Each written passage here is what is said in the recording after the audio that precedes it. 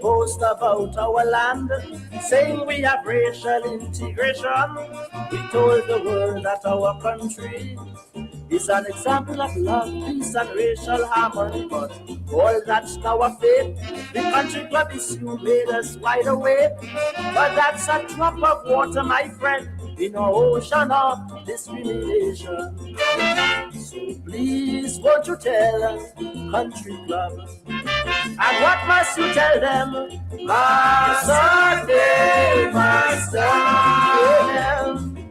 We want no racialism in our countries, no prejudice or color must divide with this land, must belong to everybody.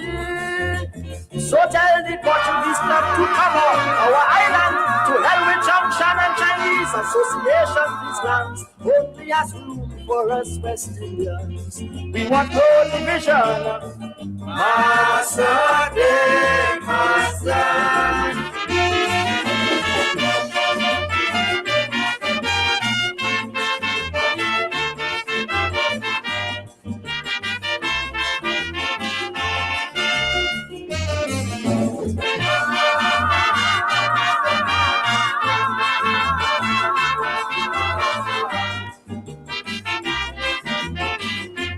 Country club is joke, there are many more.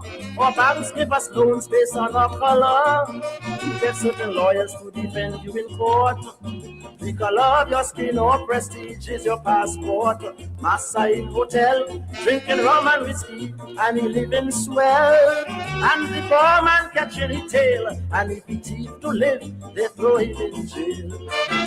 So please, won't you tell them Massas? I want to hear you say, Massa, de Massa. Amen. Too much nepotism going on in these islands, and a violent Christmas, reminding all them Syrian, and they won't spend a penny to help ISO and Steel Band. Won't you tell the Ministry of Education, stop lining up our children in hot sun, waving flag to some Englishman or Canadian? I am making fun. Massa, de Massa.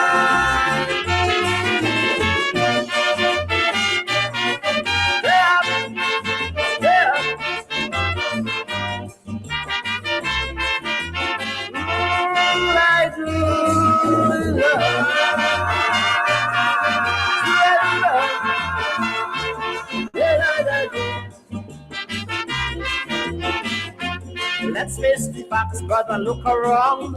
Some youths have jobs, others have none. To get a job, poor girls have to sin. While in most stores and banks, you see one race and same skin. Rich men getting away with cockfight churches, gambling on Harvest Day. And police in your tail whole day, if you only play wacky and wavy. So tell the police that's discrimination. And what is my message? Massa, de Massa. Amen. Mister, don't you call yourself no white man or no Syrian. You're not a Chinese, Englishman or no German. Everyone living in these lands are all West Indians. In all them big shot hotels like in Hilton, there is the price of drinks to keep out the black man. But people still buy them folks and bring in the rum. We are making fun. Massa, de Massa.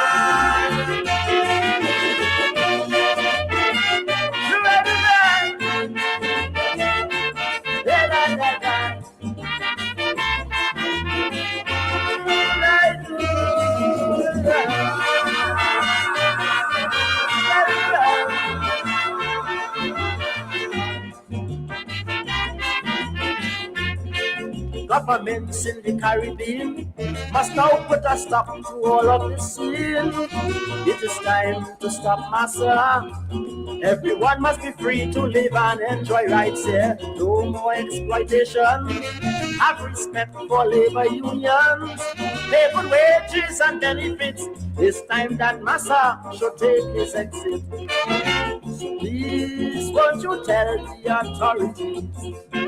I want to hear you say, Smiley. Massa. Amen. And tell newspapers all over the Caribbean stop printing comics like Handbrake and Tarzan because they degrading the dignity of the black man. And we in the Caribbean have got to know that we are colonial leaders must also with revolutionary thinking is to really grow. Let us stay up, son. Fight churches gambling on harvest day, and police in your tail whole day if you only play wacky and baby. So tell the police that's discrimination. And what is my message? Massa, amen. Mister, don't you call yourself no white man or no Syrian. You're not a Chinese, Englishman or no German. Everyone living in these lands are all West Indians. In all them big shop hotels like in Hilton, there is the price of drinks to keep out the black man. But we go still by the folks and bring in the rum. We are making fun. Massa, Massa.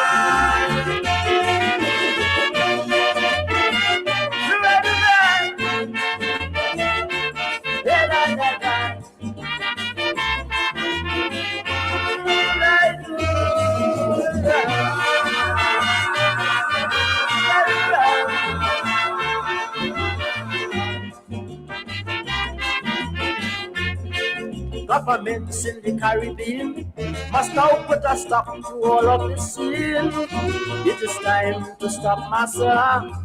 Everyone must be free to live and enjoy rights here. No more exploitation. Have respect for labor unions. Pay good wages and benefits. It's time that Massa should take his exit. So please, won't you tell the authorities? I want to hear you say, Smiley. Massa. Amen. And tell newspapers all over the Caribbean stop printing comics like Handbrake and Tarzan because they degrading the dignity of the black man. And we in the Caribbean have got to know that we are colonial leaders must also with revolutionary thinking is to really grow. Let us stay up, son. Massa, Massa.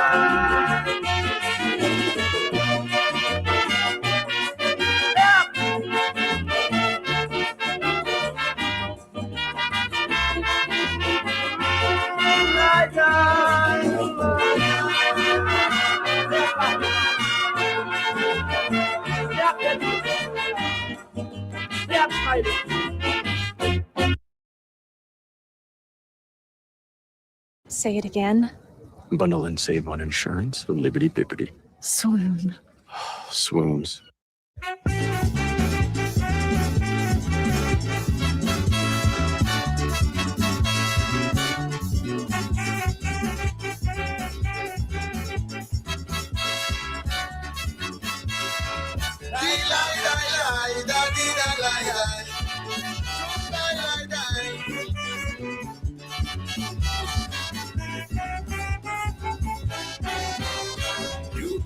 They used that they were free, and slavery has lost its sting.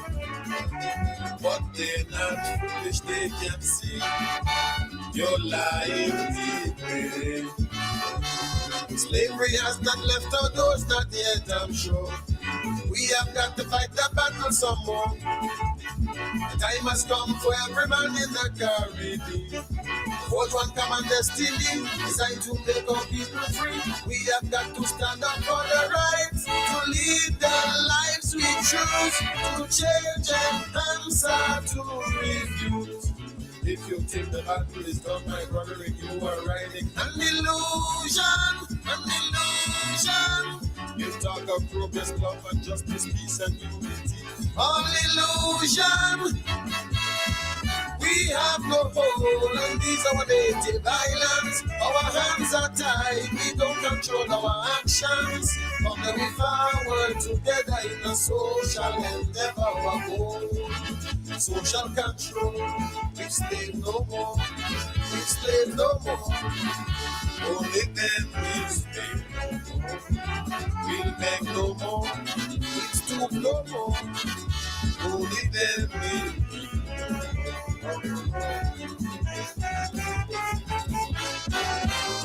we cannot live forevermore, subjected from shore to shore, reflecting cowardice and shame against our ancestral name. I did no warriors left among us to rise and shine, no heroes left to rise up unto the shrine, no martyrs in our history for the used to do. Scholars died to make us free, Puffy died to make us free, Gandhi died to make us free. Must all these warriors die in vain while we go back to slavery once again? If you think the battle is done, my brother, you are riding an illusion, an illusion. You talk of progress, love and justice, peace and unity. All illusion, all illusion. We have no hold on these our native islands. Our hands are tied, we don't control our actions. From the we forward together in a social endeavor, our goal. Social control, we slave no more, we slave no more. Only then we'll slave no more, we'll beg no more, we'll stoop no more. Only then we'll need no more. The struggle has only just begun. We've got to carry on. Uniting these West Indian lands may take us generations. But independent in this region don't mean one down. If we can be independent as one, the economical policies are disheartening. The people voices are ringing. We are tired of living a life of total subjection. Told what to spend and what to keep. God knows sometimes we ain't even have enough to eat. If you think the battle is done, my brother, if you are riding an illusion, an illusion. You talk of progress, love and justice, peace and unity. All illusion, all illusion. We have no hold on these our native islands. Our hands are tied, we don't control our actions. From the we forward together in a social endeavor, our goal. Social control, we slave no more, we slave no more. Only then we slave no more. We'll beg no more, we'll stoop no more. Only then we'll need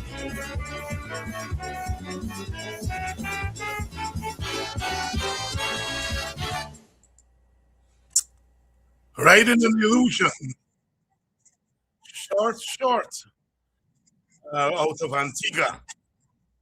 The man that gave us tourist level, and nobody go run me from where we come from.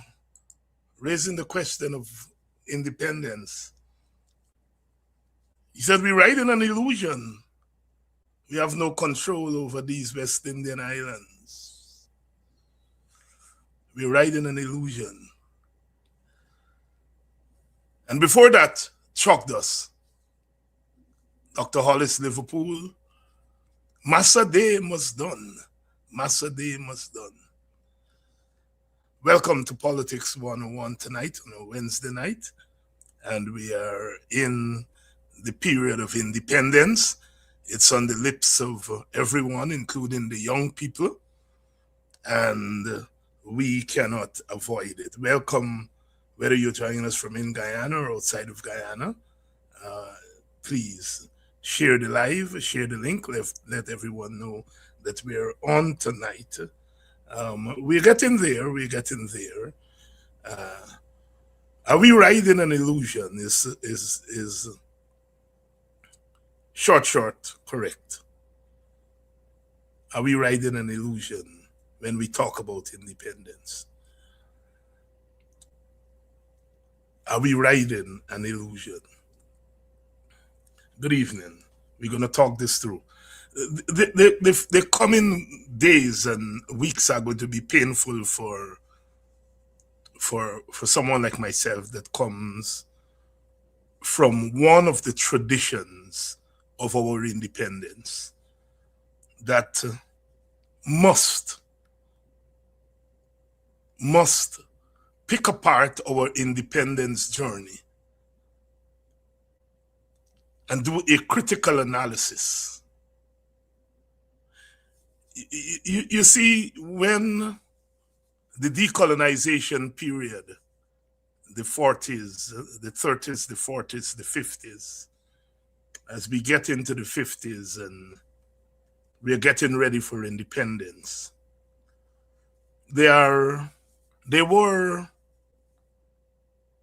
some things that were said. Chuck Duss in his Calypso de Massa was borrowing from Dr. Eric Williams, who took to Woodford Square and made it the University of Woodford Square, and he uttered the battle cry, Massa Day must done. Massa Day must done. And it's one of the sayings in Trinidad. Every Trinidadian, maybe the young people are not so acquainted with it, all of the young people, but if you're Trinidadian, Massa Day must done became a battle cry.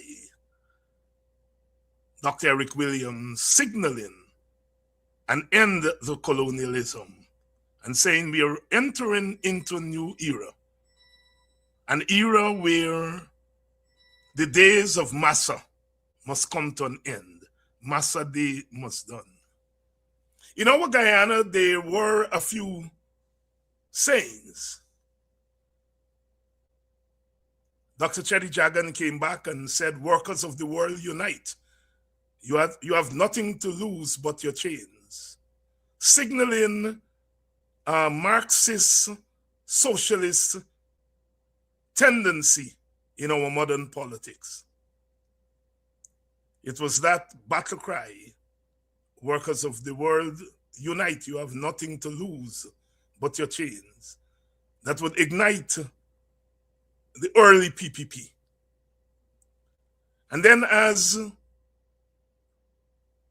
elections came under adult suffrage, and we entered a period of self-government, limited self-government, the then Sydney King said, this confounded nonsense must stop.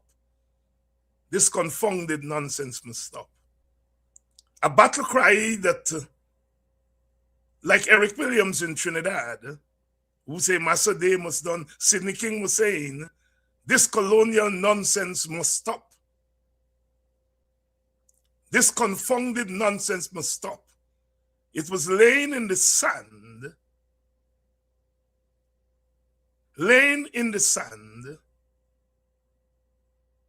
a blueprint for our independence.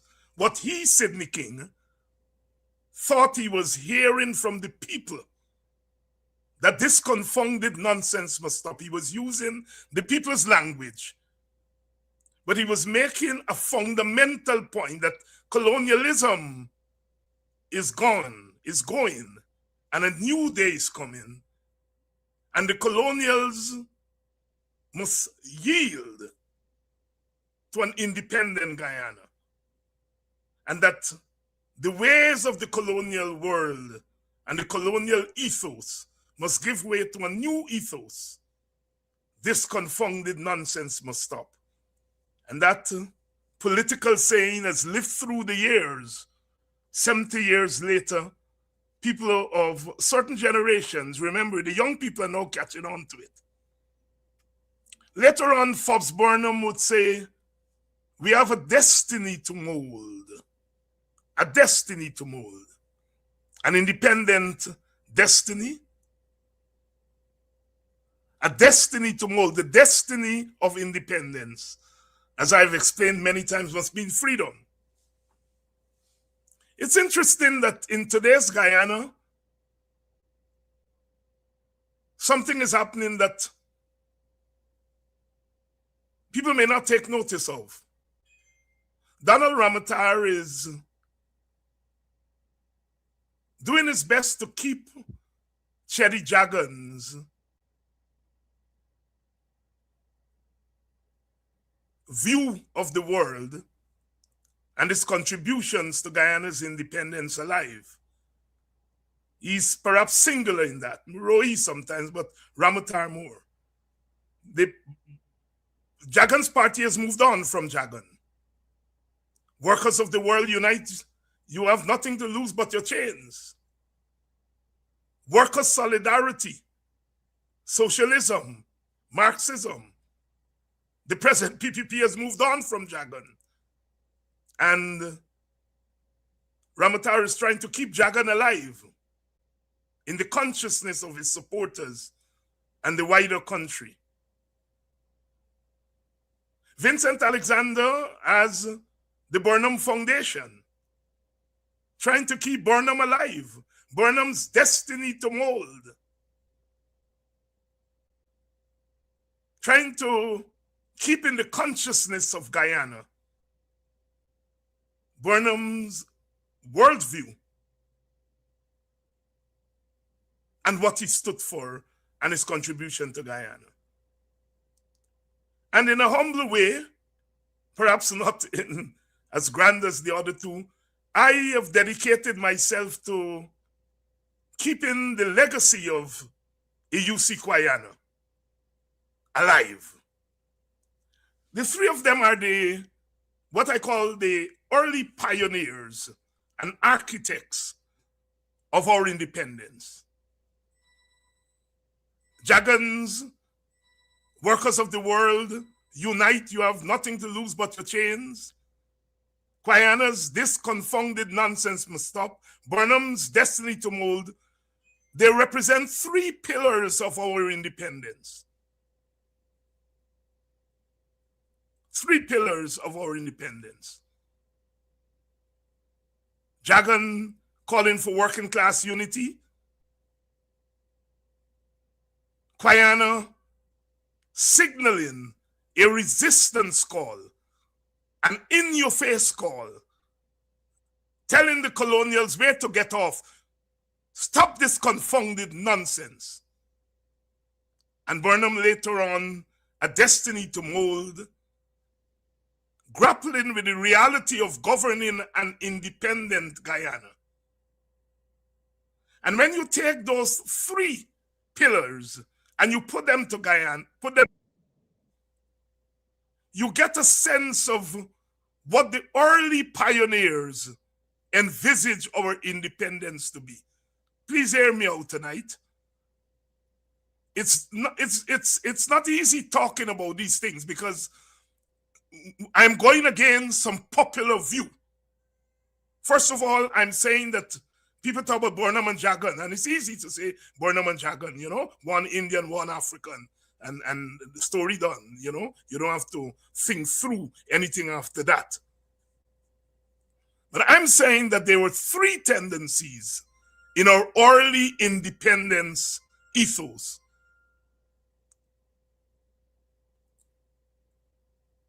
And they were represented by Burnham, Jagan, and Kwayana. When we talk about Burnham and Jagan, we divide our country into binary. And we don't leave any space for independence, independent thought. That is what Kwayana was saying. He was saying to the white man, get off. Is it surprising that as we navigate our oil and gas today, there is a tendency, there is a view in Guyana that is saying to Exxon and the white people, get off, this confounded nonsense must stop. It is the Kwayana ethos. Those who are grappling with how do we build a nation in the face of the onslaught of oil and gas, a destiny to mold. And there's still some of us who are saying that the workers of Guyana must unite across racial lines and ideological lines. So I'm saying the early intellectual authors of our independence, represented by Burnham, Jagan, and Quayana.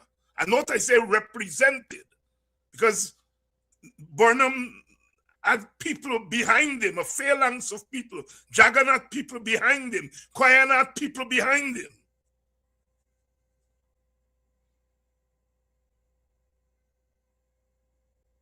And so as we grapple with 60 years of independence, we go back to the source and the roots.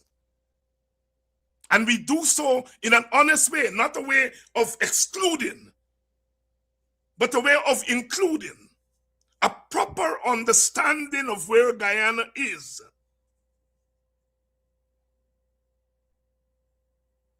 Means that we must reach for the strands of our independence in order to understand our independence.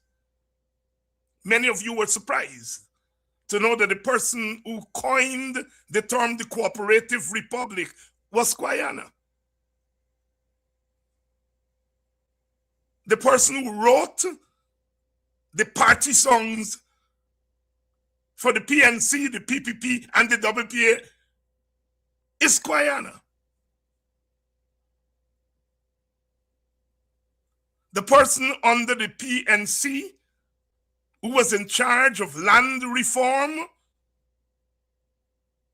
who contributed to the coming into being of the Cooperative Bank, is Quayana. The person who led the Black Power Revolution in Guyana is Quayana.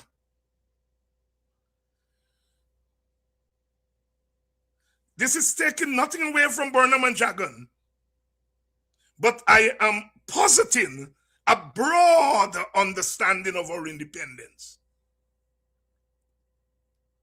A broader understanding of our independence. And so when we come to do an assessment of this independence, we are doing so from a deeper understanding of the historical development of the independence movement.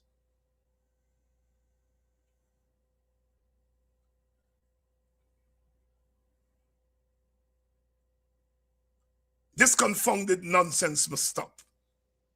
Workers of the world, unite. You have nothing to lose but your chains. We have a destiny to mold. One of the problems of our independence in Guyana, one of the failures of our independence, is that we instinctively exclude rather than include. All three of those brothers sat at the table in 1953. A golden year in the annals of our history. Burnham, as chairman of the party, correctly argued that he was the leader. Jagan, as the legislative representative, argued that he was the leader. There was an impasse. Martin Carter and Rory Westmus suggested Quayana as the compromise leader. Burnham said, I will support him. Jagan remained quiet. Quayana, in his modest way, Sidney Kingdon, said he would not accept if one of the major leaders did not agree, because he did not want to be seen to be taking away the leadership from an East Indian. The rest is history. Sidney King could have been the first premier of Guyana instead of Jagan, had he been more bullish. We have to understand our history, because sometimes we think the history is a straight line. And because of the way in which our independence is developed, those who are Burnhamites and those who are Jaganites dig in their heels, understandably so. And therefore lose sight of the broader independence ethos.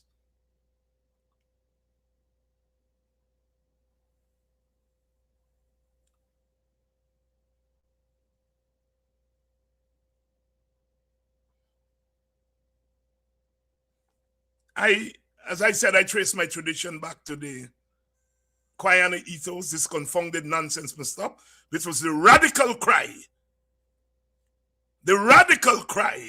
of independence. You didn't talk to white people in a certain way at that time. Malcolm X was doing it in America, talking back to white people, chatting back to white. He was thrown out of the Nation of Islam. Because when Kennedy got assassinated, Malcolm said, the chickens have come home to roost. But saying white people been killing black people all the time, and now they're killing them their own. The leadership of the Nation of Islam threw him out for that. They didn't like the fact that he was talking about white people that way. Guyana is talking back to the white man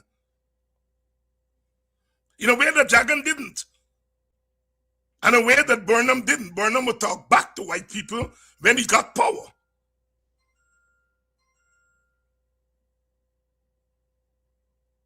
And so the resistance tradition in our independence can be traced right back to that statement made by AUC Guyana. A destiny to mold the status, because Burnham is now governing and is laying out a status view of independence. We have to mold the nation. Jagan, of course, coming back to Guyana in the 40s, steeped in communism and communist literature, was echoing Karl Marx, who in the 1840s, in the Communist Manifesto of 1848, said, workers of the world, unite. You have nothing to lose but your chains. So we have the resistance tradition, the class tradition. I'm going to talk about Jagan's class tradition later on. And then we had Burnham later on with the pragmatic tradition. Burnham was the pragmatist. And he had to be, because if you're governing, you couldn't govern during the Cold War. You couldn't govern a multi-ethnic society unless you were going to be pragmatic. So when Burnham talks about the destiny to mold, that is the pragmatic tradition of Guyanese politics.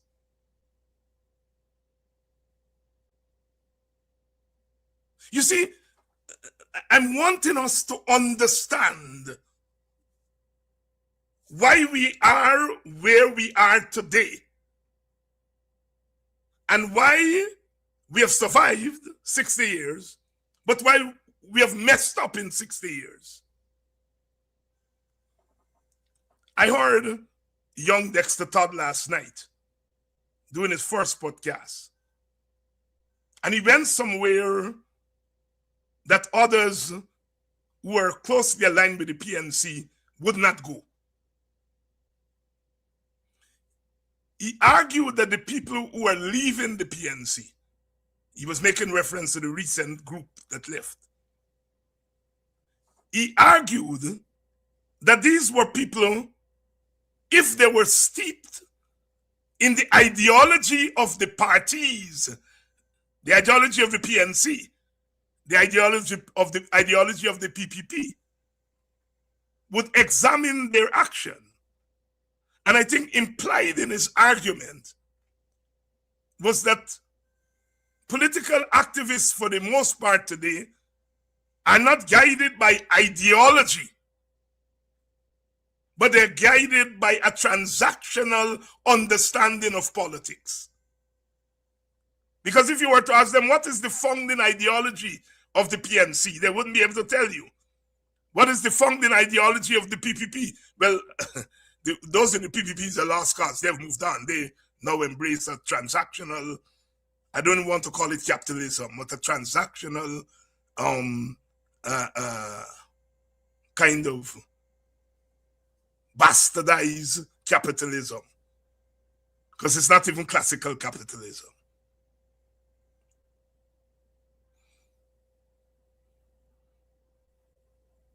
And so I'm saying Dexter Todd is hitting on something. Ideology, of course, is that cohesive set of ideas and values that shape one's understanding of reality and the world. And without that, you're politically dead. Without ideology, you are politically dead. And there's a kind of political death that is abroad in Guyana that's nauseating, and that explains a lot of what is happening in the country. I listened to the current crop of PPP members, most of them, and I gather they're good people, so I'm not saying they're bad people. But they're not guided by a deep sense of what Guyana is and what Guyana's place in the world is, and what are the values that must guide Guyana. They're not steep in that. They're not ideological.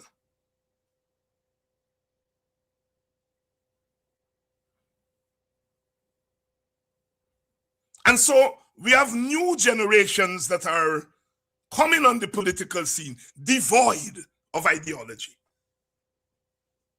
You listen to them and you can't tell what is their understanding of the world that we live in. What are the values that are driving their participation in politics? You know, someone leaves a PNC and goes to a PPP. And they tell you, well, you know, I feel comfortable in the PPP. What's that? What? I can go in the PPP and I have friends there, and I will feel comfortable being among my friends in the PPP.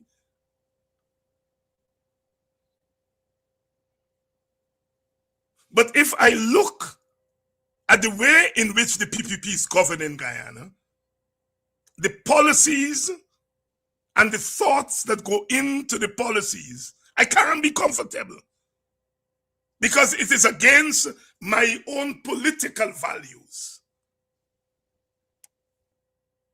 So when people tell you I'm comfortable in the PPP, they're not talking about ideology and political values. They're not. They're talking I'm comfortable because I'll get a $10 million contract. I'll be rich tomorrow.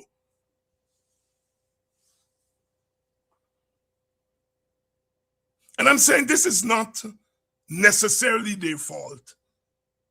It is the way Guyana has developed in the last 30, 40 years.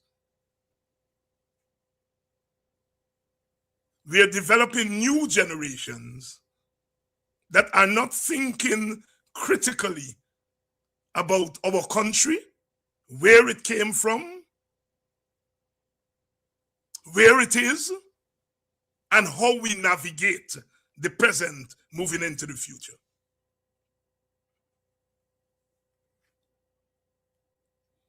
And we have suffered as a country because we have not been able to utilize the best in us, because we are not reaching for the best in us.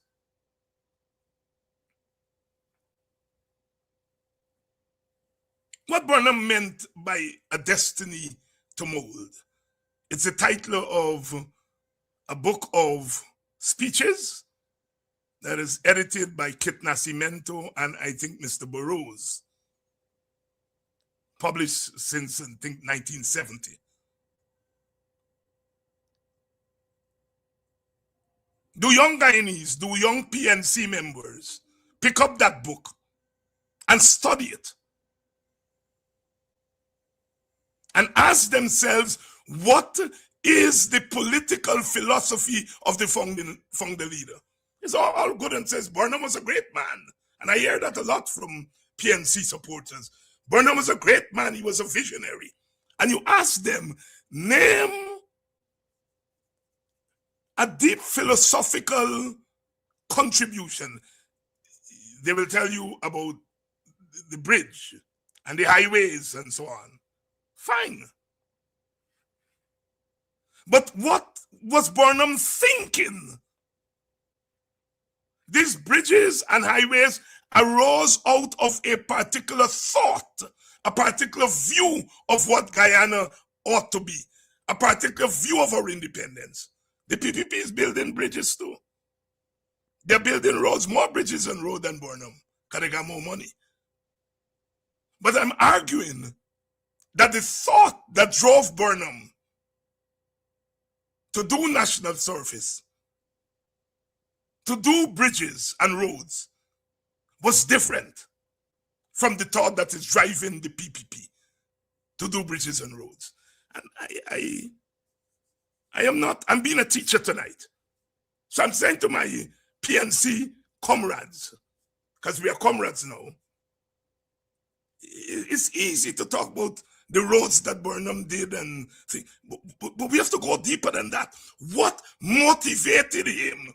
What was his thought process? Because, like I said, these are building roads too.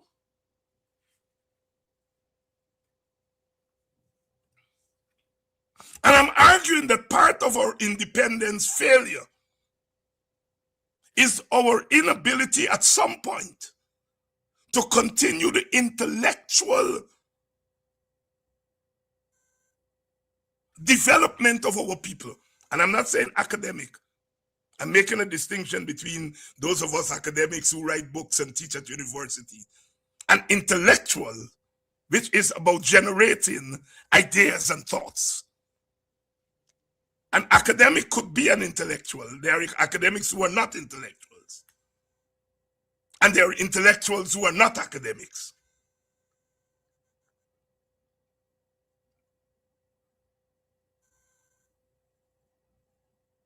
And it is that failure over the last 30 years, 40 years, under the PPP, to de-intellectualize Guyana that has partly gotten us in this mess, where we have present generations that see the world transactionally and not see the world in a transformational way.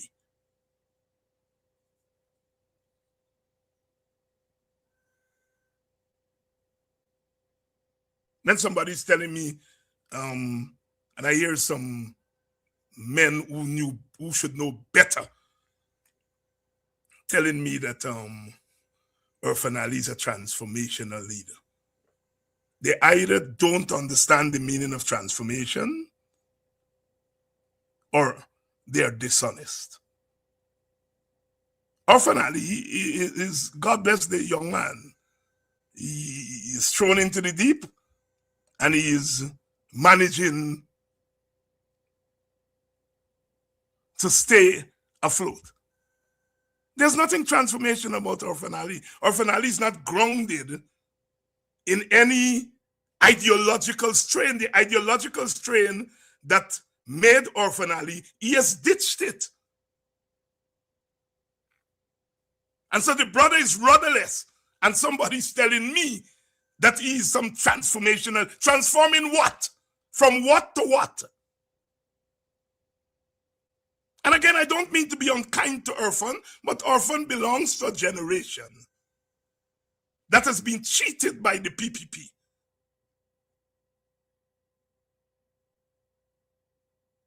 And it starts with PPP members, but it affects all of us.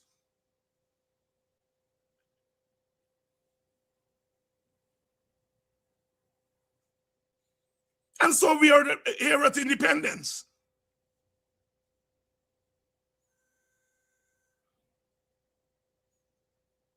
We came into independence in 1966. And I want to deal with this seriously.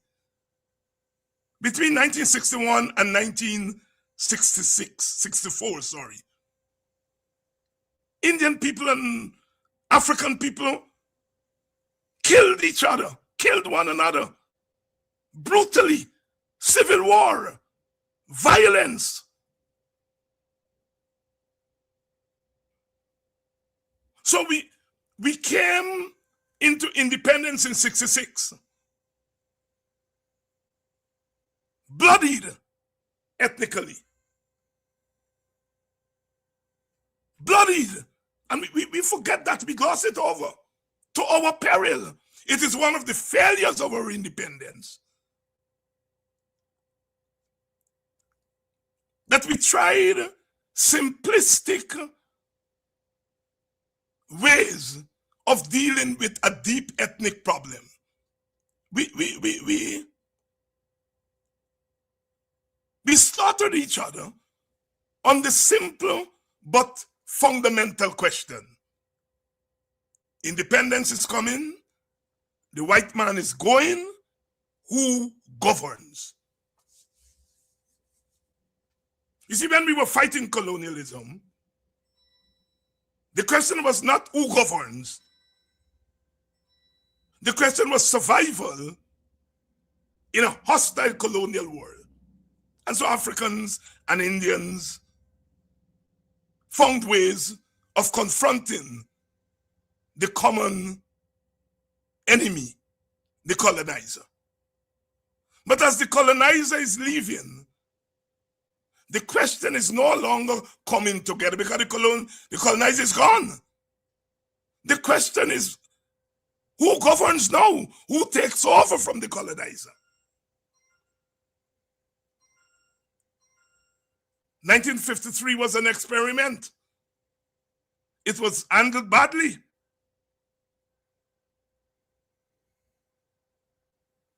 My elder Kwayana suggested to the two major leaders in 1953 that they should contest enough seats not to win the election, but to get representation in the National Assembly. And what was his thinking? He said that he didn't think the races were matured enough as far as their unity was concerned. And that if you try to win, then the two races will fight over the spoils of office. And so he suggested to Burnham and Jagan that maybe they should not try to win. They should try to get enough representation in the National Assembly. Both Burnham and Jagan didn't agree with him, and they won the election. The British came in, dethroned them after 133 days, and within 2 years, the PPP split. Burnham gone his way, Jagan stay his way. Kwayana was right. Because as soon as they won, the Indians wanted their leader to be in charge, and the Africans wanted their leader to be in charge, because they won something. And Kwayana was insightful. He said, maybe you shouldn't try to win. Give the unity enough time to mature. They didn't. They split in 55 and split again in 56, and the rest is history. We are still suffering the scars of that split. Because some people say it was an ideological split. Burnham was moderate, Jagan was communist. That is true. Burnham was moderate, Jagan was communist. But that wasn't the reason for the split. The reason for the split was ethnic. Here are two groups of equal strength in the society. The white people are going, and the two groups are asking, who will govern? Because the British gave us a system in which one must govern. They didn't give us a system where both will govern. And so it became a zero-sum question. Burnham left. Quayana, Martin Carter, and Robbie Westmus left 2 years later. The question was, who governs? Jagan used the system in 57, the PPP. As soon as Quayana left, Quayana and Martin Carter left, in came the Indian business class. Here are Indian businessmen joining a communist party. Go figure it. When Jagan was asked about that, he said, they're patriotic. They're patriotic capitalists. If capitalists are joining a communist party, the only thing can gel them together is the race. And as soon as they came in, Jagan give them prominent position. C.R. Jacob, Edward Biari, Balram Singh Rai. In 1957, Buxton to Kitty constituency, Jagan offers Quayana the chairmanship of the party and to run on the PPP slate. Quayana said, no, I'm running as an independent. And Jagan said, we will fight you, comrade. And he puts Balram Singh Rai, who was an Indianist, to fight Quayana. I will fight you.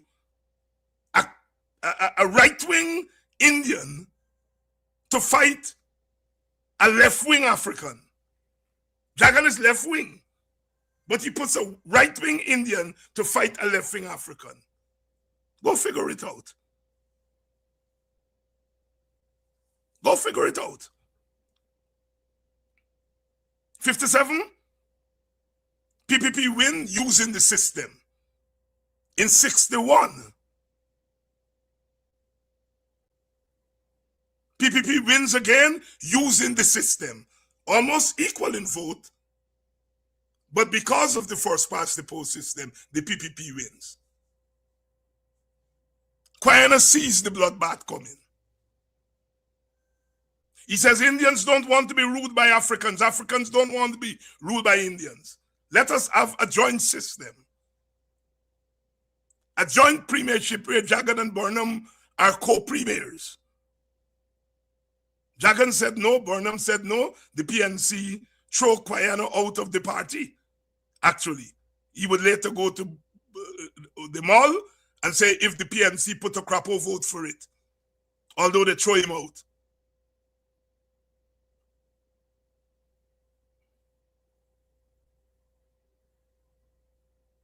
And so after the 61 election, when it was clear that an Indian authoritarian government was developing, the country blew up. Who governs?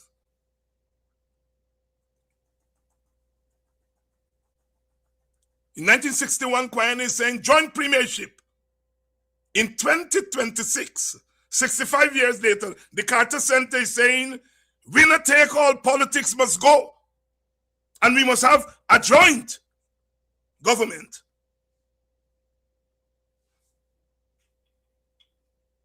I am not embellishing Quayana over others, but it is my duty, as I said, I've taken up that task to talk about Quayana's contribution as a pioneer of our independence, to give us a broader understanding beyond the Jagan-Burnham binary.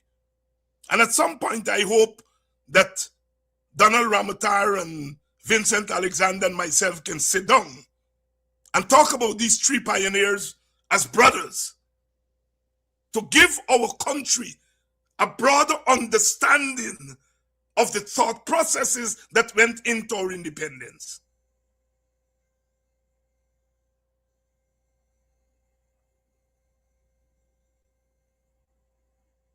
So between 61 and 64, the question of who governs was played out in blood.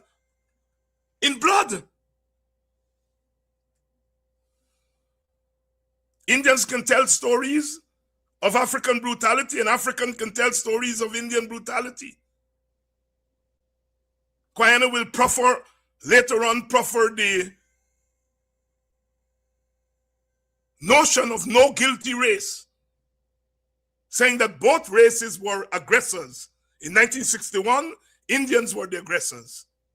62 and 63, Africans were the aggressors in Georgetown. And 64, Indians were the aggressors. And Guyana comes up with the thesis of no guilty race. If you listen to some Indianists and PPP people, they will tell you that it is Africans who were guilty. It is Africans who beat up Indian people and killed them. My brother has just published his book on the Mackenzie riots there, Betoram Ramarak. And I think I have a sense of the slant he's taken in the book, but I haven't gotten a copy yet. But he has taken the slant that it was Africans who beat and chased Indians out of Mackenzie. He called it ethnic cleansing, that Africans cleanse Indians out of Mackenzie. He doesn't take into consideration that the African reaction was a reaction to Son Chapman, in which Africans were blown up in a launch. See, it's the way in which we silence one part of the story to make one race look guilty. And my elder Guyana says no guilty race because both races were aggressors. I was just in Linden there a couple of weeks ago, Christianburg, and some of the people were telling me that people are still alive who, during that episode, they sheltered Indian people. They put them up in their homes so that they will not be assaulted. Those stories are not being told. But the fact of the matter is that we entered independence as a fractured, bloodied polity. The Amerindians were there in the interior, and so they were not part of the coastal story between Indians and Africans. Amerindians in 1968, 69, some of them would seek to secede to Venezuela, which means that some of them didn't want to be part of Guyana.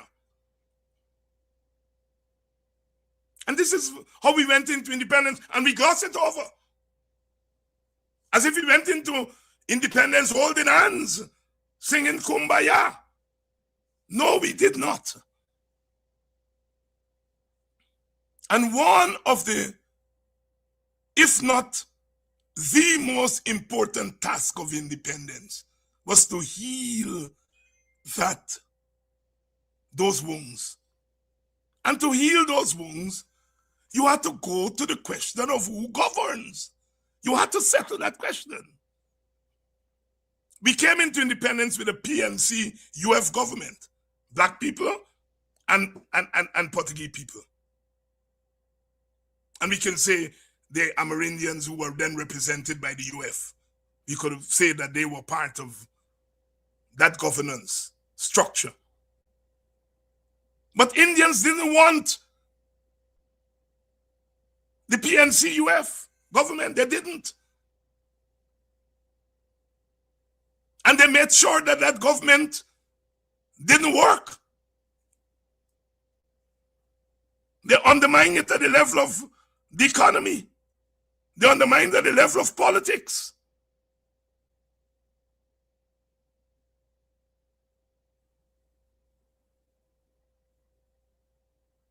As happened when a government is under siege, the government buckles down.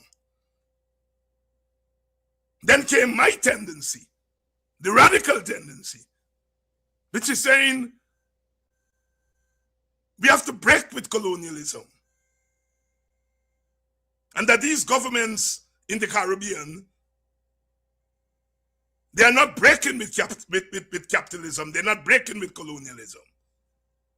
And so we went to the government. So the PPP is going at the government for ethnic, political reasons. The WPA comes on the scene and is going at the government for ideological reasons. The quarrel with Burnham is that he was not moving the country quickly away from colonialism. Burnham was being pragmatic, as Eric Williams was and Barrow was and so on. But we in the left felt that pragmatism was not the answer. We needed radical transformation. So the 70s became this collision where the Burnham government is under siege ideologically from the WPA and racially from the PPP. And our institutions were not mature enough to deal with those disagreements. And so it became personal because we didn't have the institutions to answer the questions that were being posed. The questions that were being posed by the WPA, questions that were being posed by the PPP, questions that were being posed by the PNC. 1970 revolution in Trinidad. Askew went to Burnham's residence and asked, will you make it possible for black people to work in banks? And Burnham said, well, I already have black people working in banks. And I think Guyana defended Burnham. He said there was no black power revolution in Guyana because the PNC had taken steps further in the Caribbean on the question of black power. They asked him if Rodney were to come to Guyana, if Rodney would be allowed to work. He said yes, but he didn't keep that promise. The point I'm making here is that we did not have institutions to deal with the collisions and contradictions of the 70s. And so the government became authoritarian, the opposition became more radical, Indians lost faith in the PPP to take them out of the mess that they think they were in and that they were in, and some of them drifted to the WPA.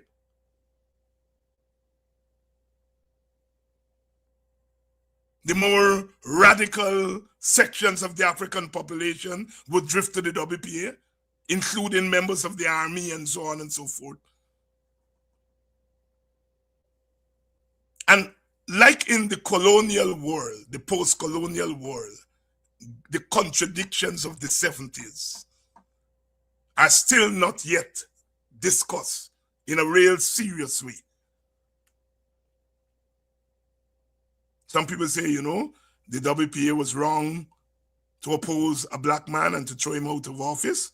I am prepared to listen to that argument because there is some validity in it.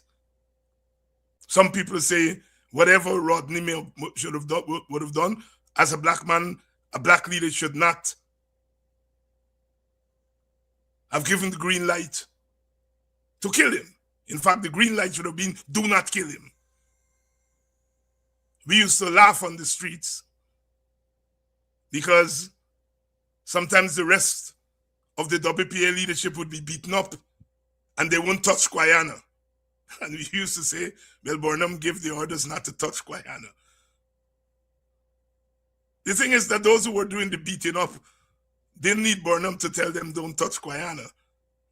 Those who were doing the beat up thought that Guyana had good obia, good spirit bunny, and they felt that Burnham would not have agreed with it. So they never used to beat up Guyana. And so sometimes followers do things that they expect leaders would want them to do.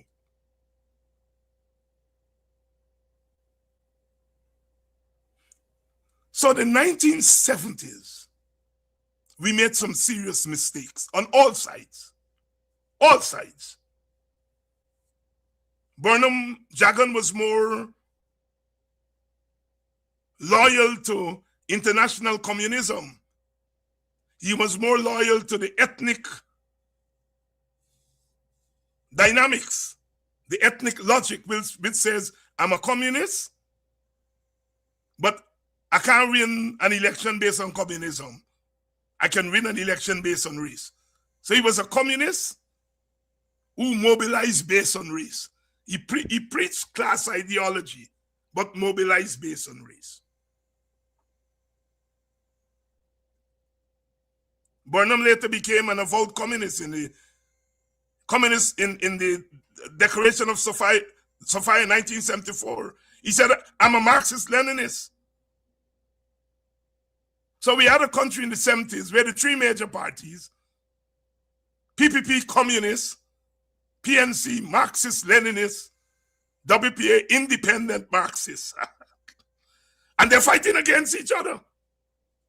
They're all Marxists of some sort, but they're fighting against each other, which says to me that the problem was not really ideology.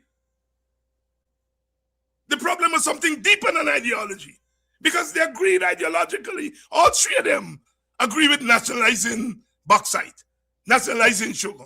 No quarrel.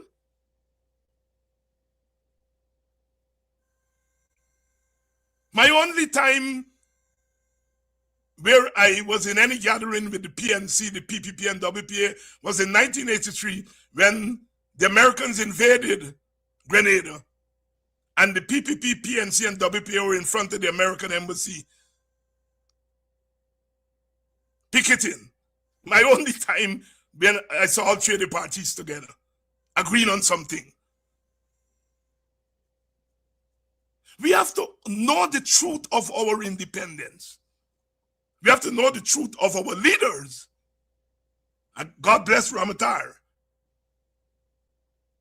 for what he's doing to keep Jagan view alive. God bless Vincent for keeping Burnham contribution alive. And I hope God bless me for keeping Guyana's contribution alive.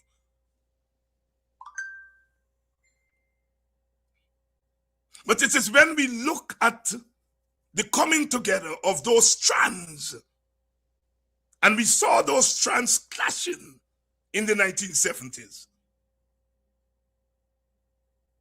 The only thing the PPP and WPA agreed on was the removal of the PPP, PNC from office. Beyond that, they didn't agree on much else. They didn't agree on much else. The PPP said the PNC was a creeping dictatorship. The WPA said it was a full-fledged dictatorship. They didn't agree.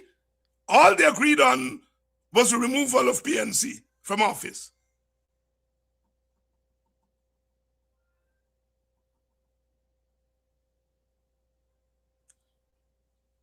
All three of them, I am arguing, some one more than the other, or two more than the other, but all of them made the error of substituting class and nationalism for the racial divide. The WP had a better grasp of the racial divide because that's what brought it into being as a party. But I think at some point we felt that we had overcome race and that Africans and Indians were united, and we were going to have this ideal country. And so we campaigned on the multiracial ideological platform, because Indians felt that Jagan was not going to be able to remove the PPP. And some of them went over to the PNC, led by Chandy Singh, etc. And some came to the WPA. The PPP was weakened. There's always been that radical strand in the African community. And this goes right back to slavery. So you had places like Linden and Buxton and South Georgetown, some of the African villages on the East Coast and West Bobbies, where Africans turned their backs on the PNC. But once election came back in 1992,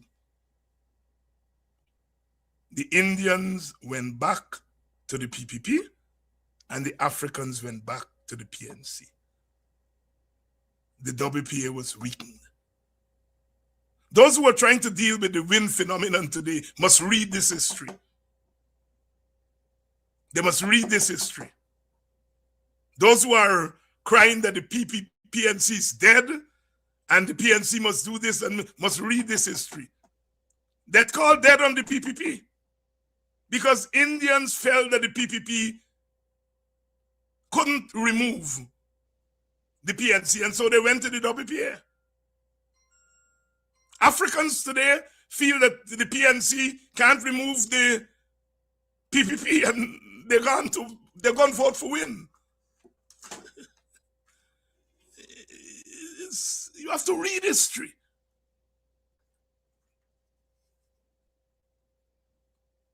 Between 1960 and 1970, the UF came on the scene. UF was actually part of government. By 1970, UF is gone. The logic of the politics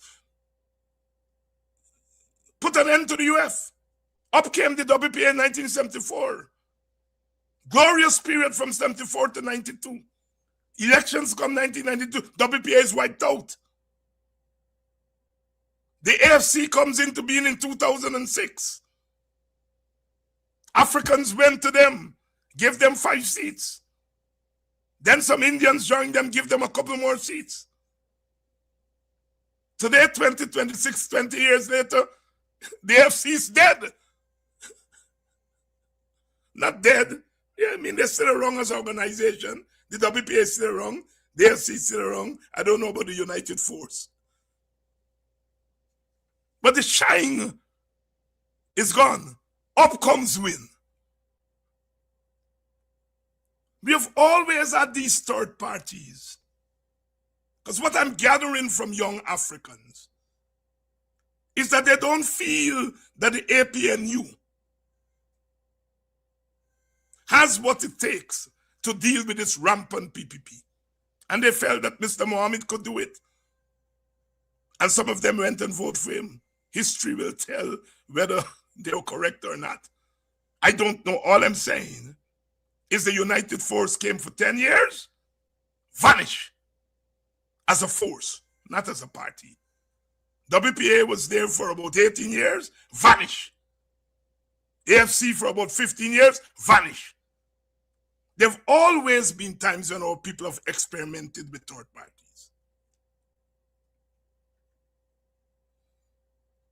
Many people feel the WPA should not even exist today. We exist because we come from a tradition. This confounded nonsense must stop tradition. So what keeps us alive is that we represent a pole in the political tradition of our country. We articulate that resistance tradition. And so I am saying, those who are saying the PNC will die and they don't know history. They don't know Guyana. when you're in opposition in a winner-take-all system, is hell. When Arthur said that to be in opposition is like being in hell. And when the government has the resources to use in a transactional way against your supporters, then it makes it even more difficult.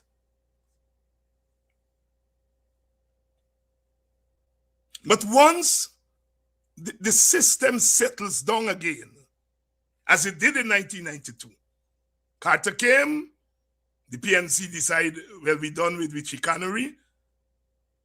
The world has changed. We have to go to open elections. And Africans say to the WPA, all you can win. So I gone back to the PNC. Indians said to the WPA, all you can win. I gone back to the PPP. Just as the AFC supporters told them in 2025, your failure to join with the PNC and WPA and others, you can't win. 0 seat. It's the nature of our politics.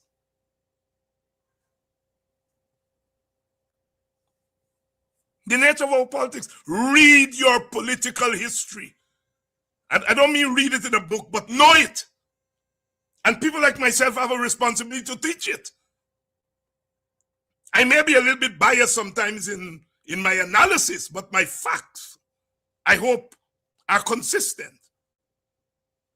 My analysis of the facts may be biased, and I make allowance of that, but the facts are the facts.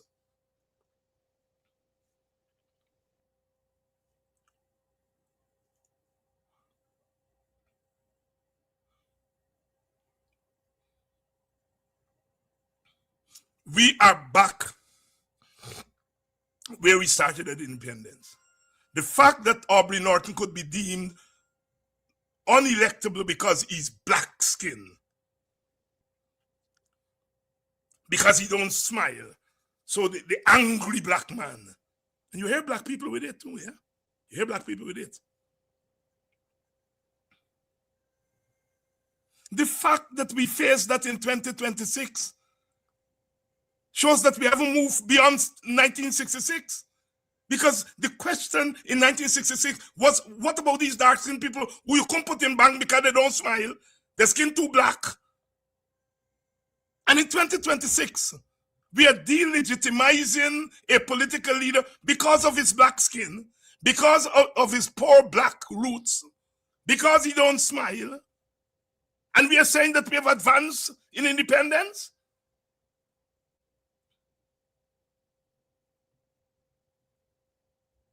A certain political activist called me a week ago, and we began to talk, and I told him plain that he was part of a cabal that didn't understand history and couldn't postpone their personal dislike for Norton.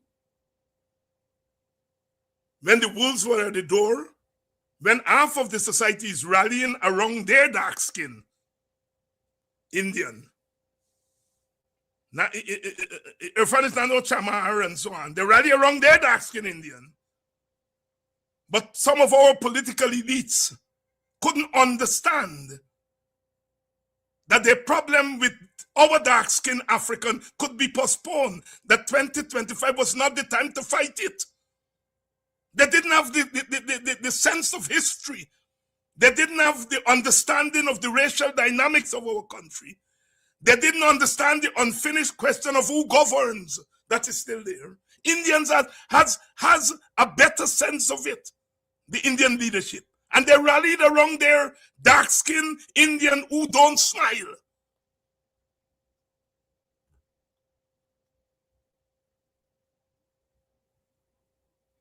And our black elites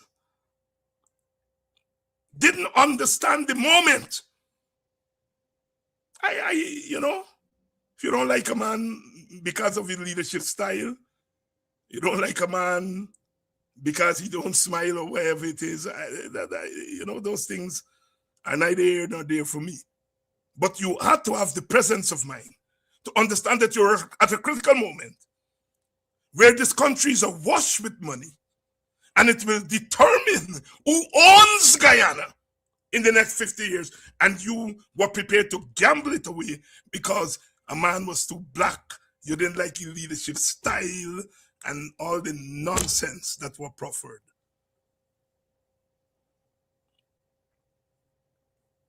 I ain't saying that people shouldn't have the problem with Norton. I disagree with Norton on many things. And if you're red skin and you don't like black skinned people, I ain't not even quarreling with you. But when you're going to make a fundamental decision about who governs based on those things, then you have retrogressed as a group.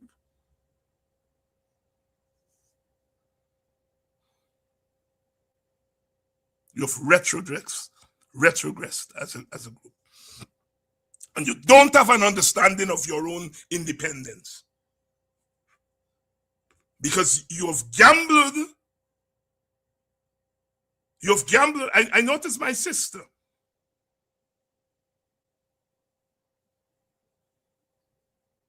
Amanza. I love Amanza. And she knows it. But I noticed she's saying that Parliament hasn't met for 90-odd days. And I have to say, I give you my solidarity, sister, but you must know that the logic of what happened at the election in 2025, that logic has taken us to a point where we have a government that's not calling Parliament. And you know why they're not calling Parliament. They're not calling Parliament because some of us encourage black people to split their vote. And the splitting of the vote means that the PPP archenemy is now the leader of the opposition. And the PPP using his power to punish all of we. Don't pretend that you all don't know why Parliament is not being called. Parliament is not being called because some of our leaders encourage black people to split their votes. Black people split their votes and was instrumental in making somebody the opposition leader who the PPP now hates. And the PPP is punishing all of us for a decision that some of us in the opposition have to make. So I love Amanza. But Amanza, my sister, don't pretend that you ain't know why Parliament is not being called. The logic of what some of us did. I'm not saying that people should not have voted for Win. That's not what I'm saying. People have a right to vote for any party they feel like voting for. But if you're going to vote for Win as Win, and then vote for APNU as APNU, and FGM as FGM, and Liberty as Liberty, and you get the kind of division you now have, what this breakdown from a major opposition to 3 minor opposition, it means that you give more space to the government.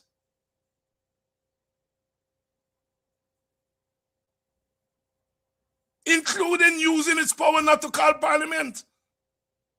So, yes, protest. Let the white people know that Parliament is not called, but tell the Guyanese people why Parliament is not being called. It's not being called because of some political miscalculation on the part of some of the leaders on our side.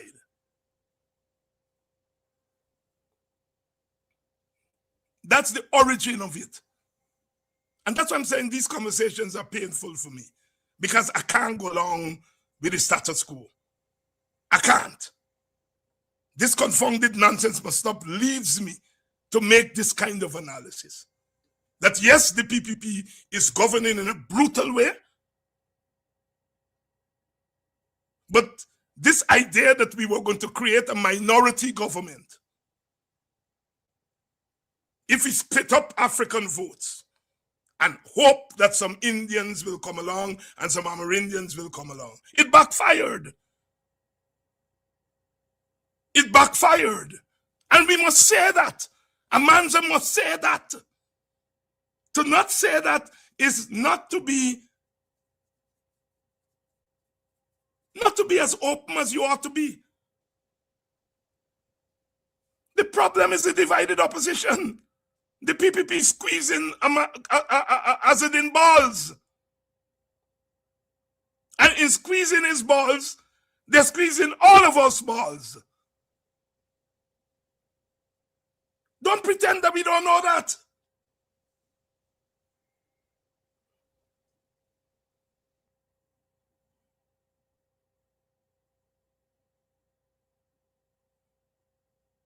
The ideal world, you know, if Azadin and Win and FGM and APNU and everybody had gone into the election together, AFC, if we had all gone into the election together, the outcome, I am almost certain, would have been different. But we went in fighting one another for the same vote.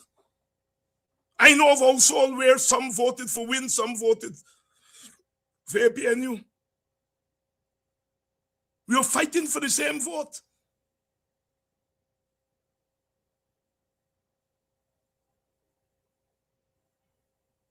And the outcome is that the PPP gets stronger. Jack Yo says, we have a majority of 7. You don't have no majority of 7. You have 7 more seats than the combined opposition. A majority is 32. 33 is a majority. Don't get into the mathematics. 33 out of 65, you get 36. Really, it's a majority of 4, not 7.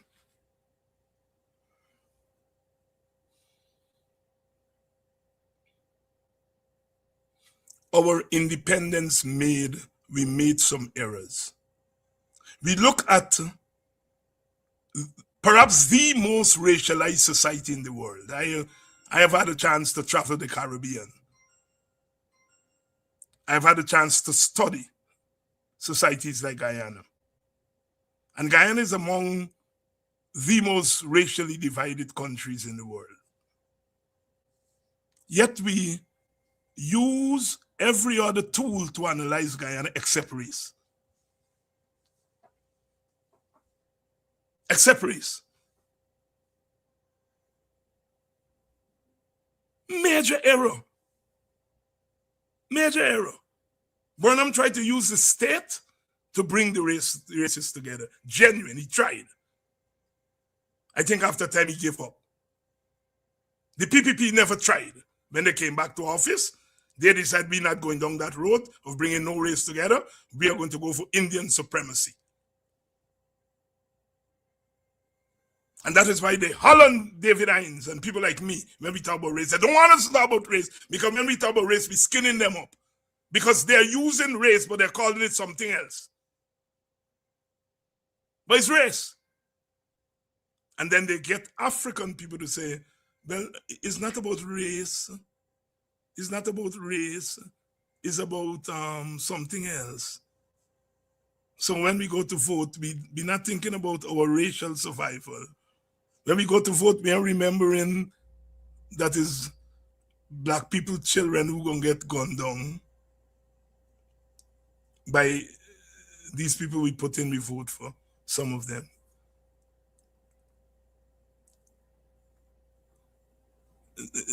People now buying one tennis roll, loose tennis roll.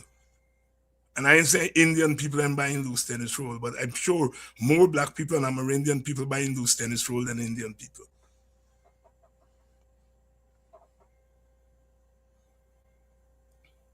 It's not that all Indian people are rich, but because the Indian party controls the state, it makes sure that more crumbs go to Indian working people than African and Amerindian working people.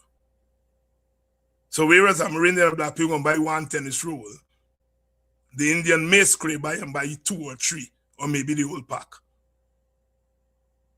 That's the reality of Guyana.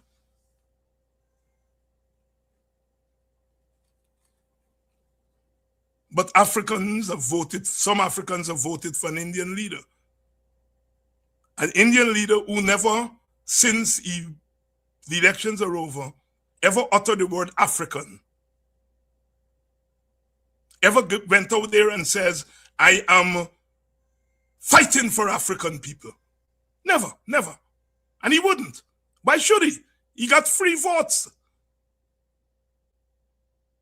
He never promised African people that I go and fight for you all. Never.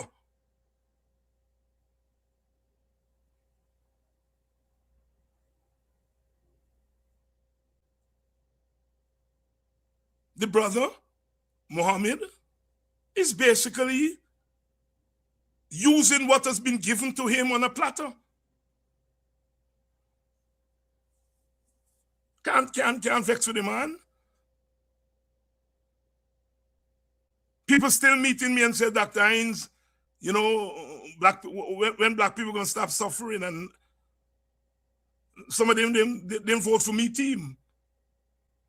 So they can't go to the win that some of them vote for, ask win to fight for black people suffering. They can't. And they know that. They know that.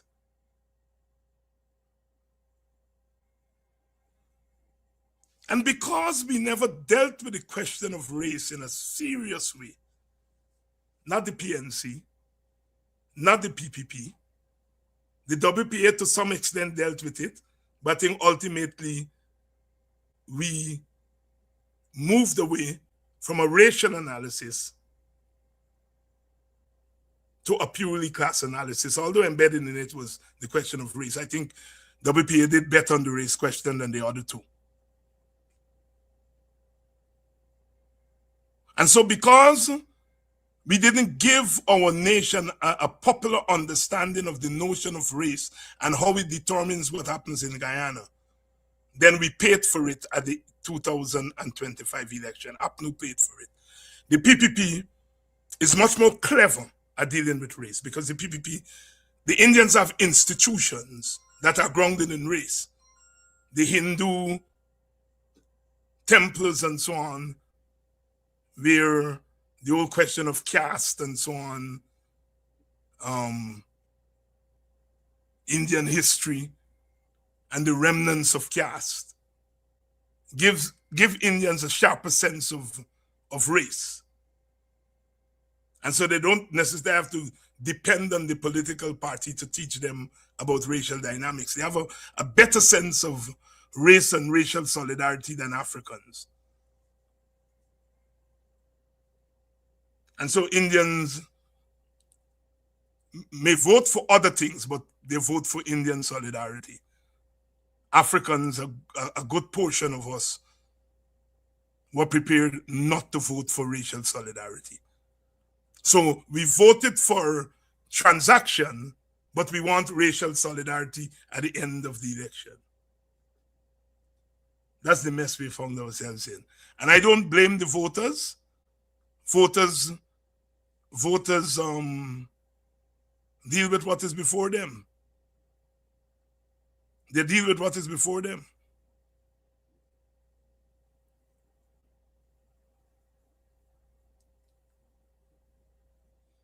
They deal with what is before them. So I don't blame the voters. I blame our leadership for not being honest on the question of race.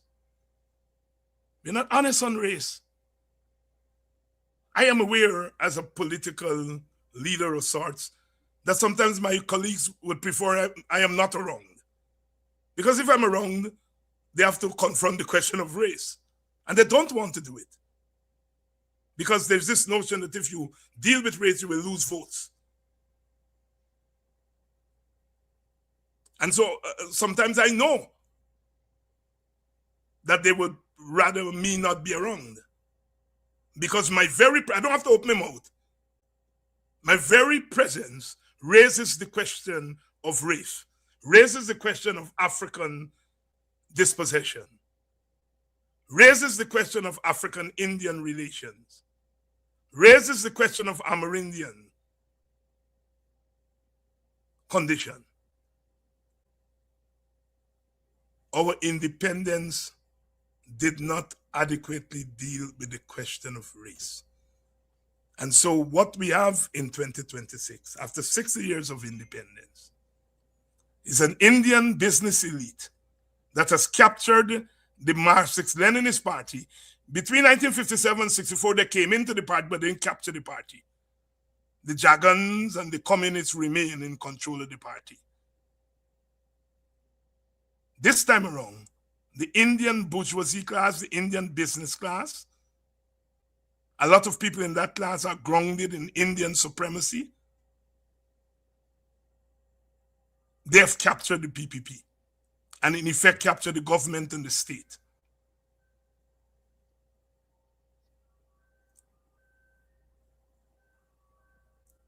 And they're using the government and the state as leverage to give the impression that people love them.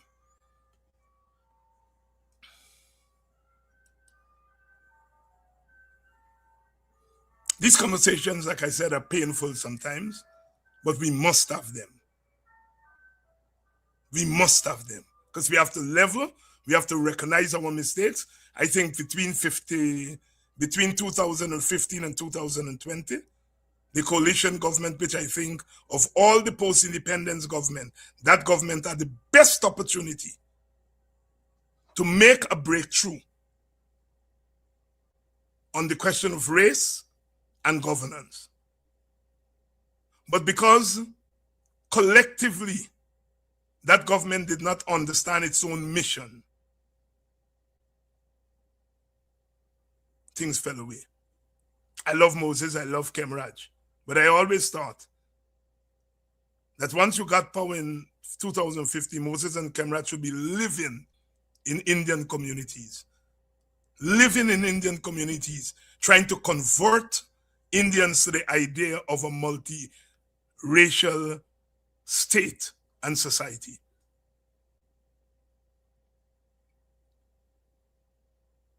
That Africans needed to live in the African communities to convince Africans that the time has come where equality and equity could be real for them. But we didn't. We treated the whole nation as one nation. We didn't understand that Africans were enslaved, and so their growth against the state is grounded in that enslavement. They have a historical growth against the state, the colonial state and the post-colonial state. Indians came not as slaves, as indentured laborers, and so their growth comes from their experience of indentureship. Amerindians faced genocide, but for the most part, they were confined to the bush, the interior. And so their growth with the state is different. You see how Amerindians dealt with the state? They wanted to secede. Go away.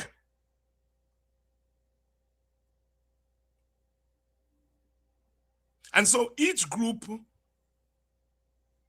comes to the state. Each group relations with the state is different. And unless our governments understand that and govern with that in mind, we're always going to be in trouble. We're always going to be in trouble.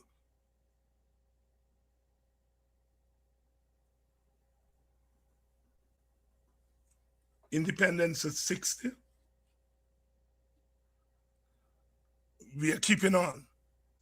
As I've said, never forget one thing, and that is that we have survived.